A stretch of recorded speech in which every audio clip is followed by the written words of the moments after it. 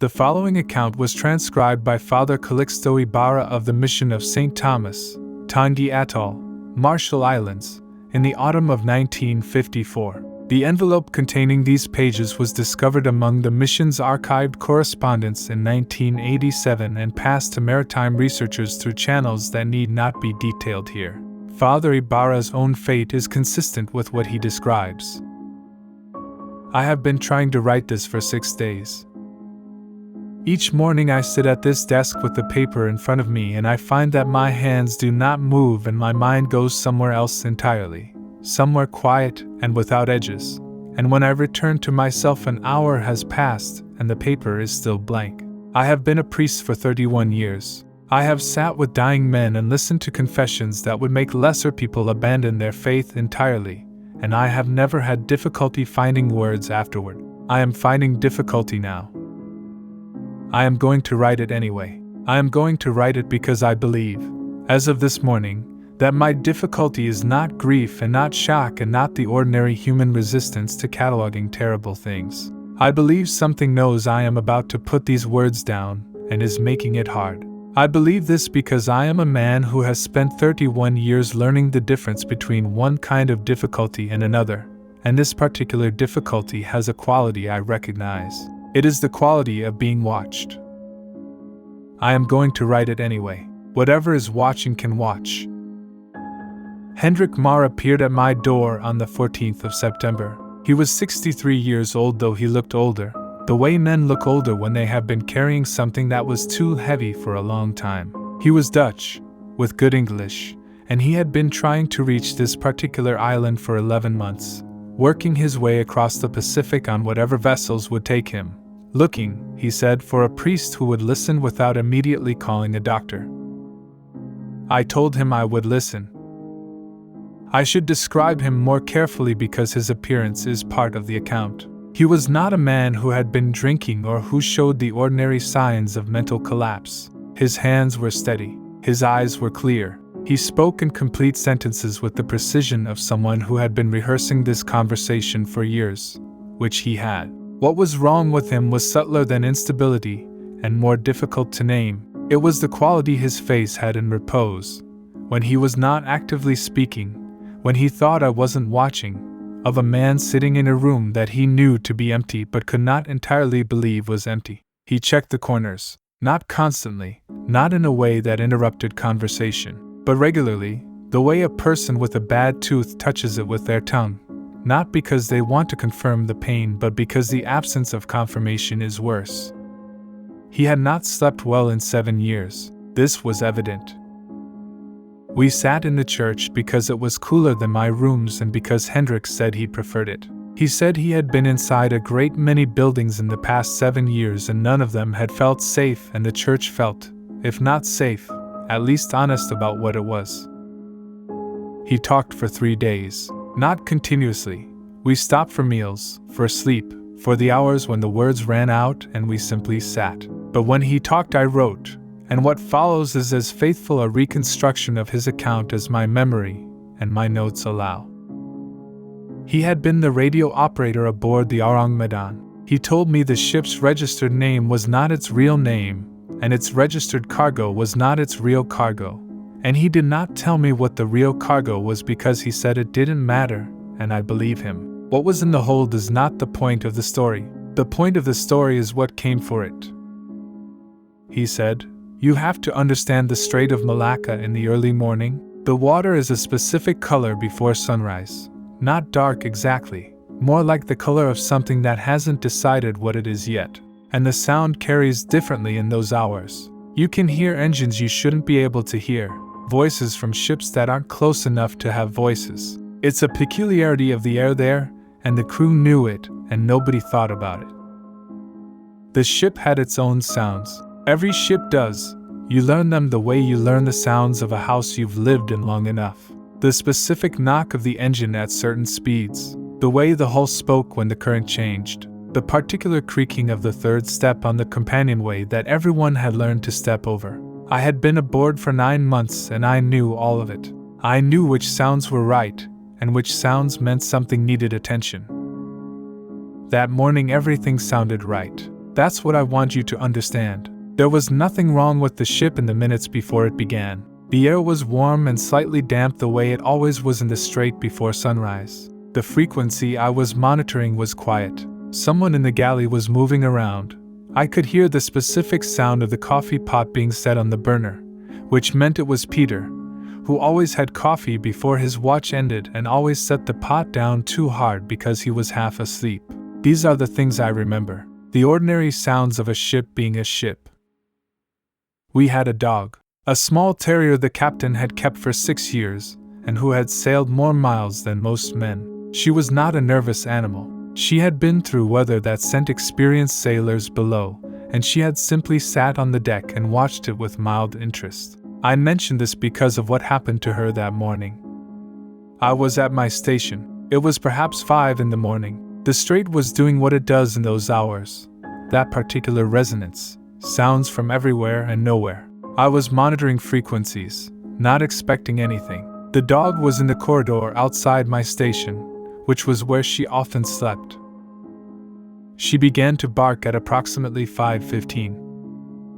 Not the bark she used for weather or for other vessels or for the crew's raised voices. I had heard all of those barks and knew them. This was a sound I had not heard her make in 6 years. It started as a bark and became something else quickly.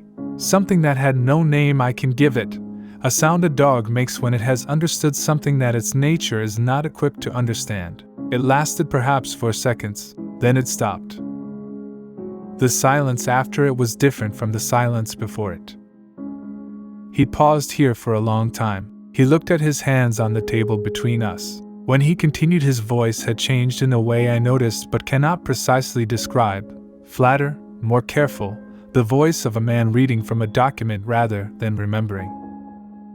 I heard Joost first. He was the able seaman on deck watch, a large man from Rotterdam who had been sailing for 20 years. What I heard from him was not a scream. I want to be precise about this because I have spent 7 years trying to find the right word and I have not found it. It was not a scream. A scream has a direction and a cause. It begins somewhere and travels somewhere and implies a body that is still capable of reaction. What came from Joost did not have those qualities. It was sound made by a body in the process of no longer being capable of sound. It lasted less than 2 seconds. Then I heard it from the bridge. 2 men, very close together, so close their sounds merged. Then from below, the engine room. Each one lasting less than 2 seconds. Each one the same quality. I was still at my station. I had not stood up. I was listening to this happen across the ship, and my mind was doing something I cannot fully account for. It was adding. It was taking the dog and the silence after the dog and the sound from Joost and the sounds from the bridge and the sounds from below, and it was adding them and arriving at a number. The number was, "Do not look." I don't know how else to explain it. I am not a man who believes in instinct as a mystical force. I believe in pattern recognition, and I believe in the body's capacity to process information faster than the conscious mind. What my body processed was this. Every sound I heard lasted less than 2 seconds. Every sound began at the moment of seeing. I knew this without being able to explain how I knew it, the way you know where a sound is coming from before you can articulate the knowing. The dog had looked at something. Joost had looked at something. The bridge crew had looked at something. 2 seconds. Then nothing.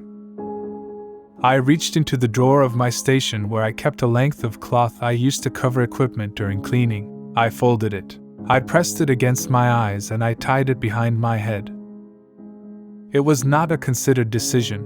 I had perhaps 4 seconds between understanding and action, and I used them. I heard it for the first time clearly after I had tied the cloth. He stopped again. I waited. I am going to try to describe the sound. I know I cannot describe it adequately. Language was built for human sounds in human spaces, and what I heard was either. It was not loud. That is the first thing. I think people imagine that something like this would be loud, and it was not. It was present is the word I keep returning to. It was present the way gravity is present, not something that arrives from a direction, but something that simply is, in all directions equally, as a condition of the space you're occupying. It had a quality of frequency to it. below what hearing is supposed to reach but reaching it anyway. Something felt in the chest cavity and in the inner ear and in the back of the eyes. Yes, specifically in the back of the eyes. As if it was looking for a way in, and the eyes were the door it knew best. I kept the cloth pressed to my face. I pressed hard. I was aware that the cloth was thin, and that light was coming through it faintly, and I pressed harder until there was nothing. I heard it move through the ship. I knew where it was by what I felt. Not footsteps, nothing so ordinary as footsteps. A change in the pressure of the air. A sense of displacement, of something that had volume occupying space. It was in the corridor outside my station at some point. I felt the door handle move. Or I believe I felt it move. I cannot be certain. I sat in my chair with the cloth against my face, and I breathed very slowly, and I did not make a sound. I heard it for perhaps 20 minutes. I want to account for those 20 minutes as honestly as I can because they are the part of the account I have most often been tempted to compress or omit. It is easier to say 20 minutes and move on. It is harder to say what 20 minutes was.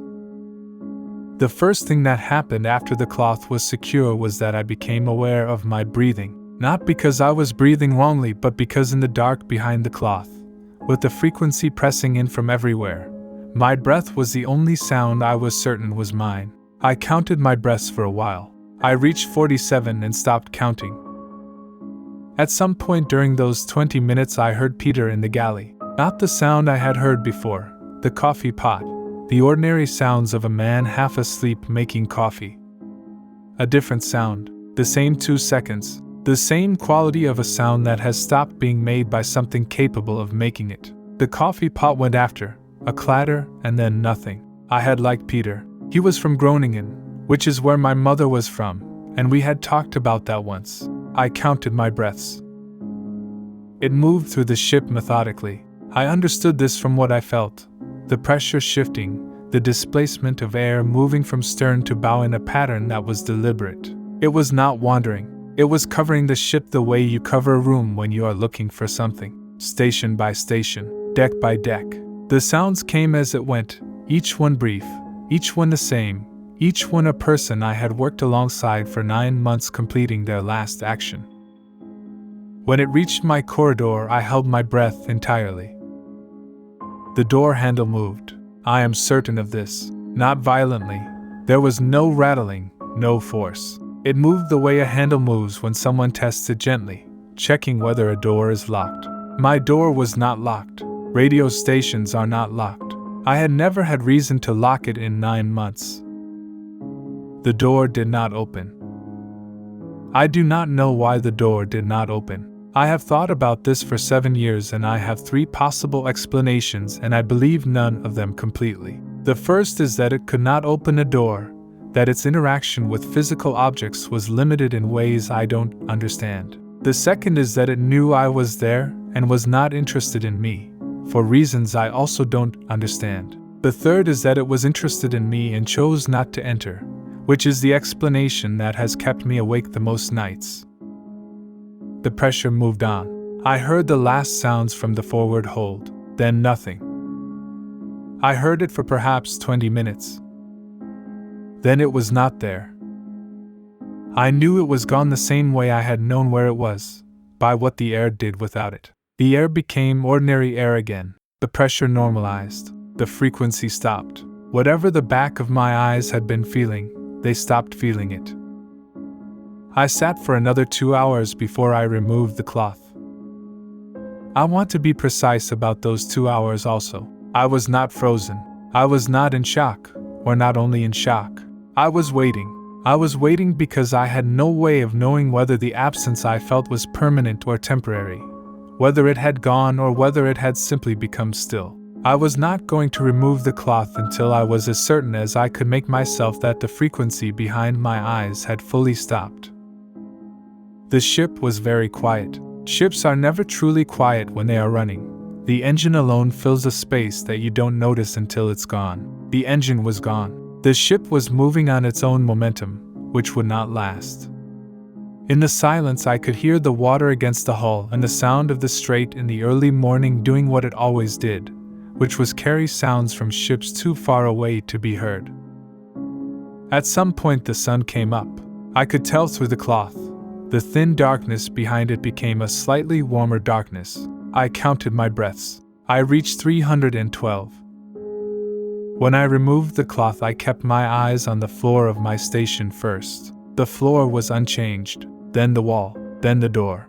I opened it and looked at the corridor with my eyes on the middle distance, not focusing on anything, the way you look at something you are not sure you want to see clearly. Then I looked. What I saw when I removed it is not something I am going to put into words. I will say that I understood, looking at them, why I had not. I will say that the expression on every face was not the expression of a person who had seen something frightening. It was the expression of a person whose mind had encountered something for which it had no category and had simply stopped, like a clock that has been asked to show a time it cannot display. I transmitted the distress signal. I described what I could describe. I typed "I died" because it was the only phrase that fit, not a prediction but a description of the present tense, of what I had been and what I had become in the previous 20 minutes. Then I found the lifeboat and I got into it, and I sat in it with the cloth over my eyes until I heard the ship go. I have not been sure, in the 7 years since, whether I survived or whether I am what happens when something like that passes through a space and leaves a man-shaped remainder. I think about this often. I have no way to resolve it. He finished speaking on the third day, and we sat together in the church for a while. I asked him one question. I asked him why he had wanted to tell it. He said, because it exists. Because something that large and that real should be known about. Because I am 63 years old, and I have been carrying this alone, and I think if I carry it much longer it will be all I am. I told him I believed him. He slept that night in the mission's spare room, and in the morning he was gone.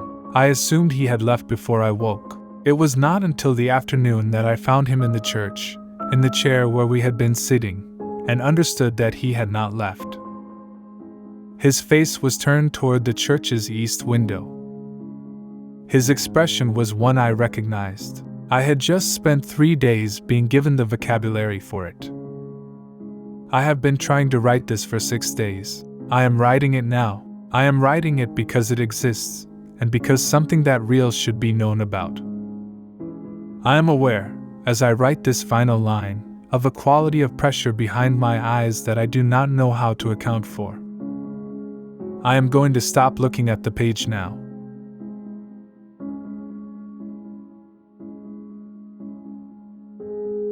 If you enjoyed this video, please do not forget to like, comment, or share this video with your friends.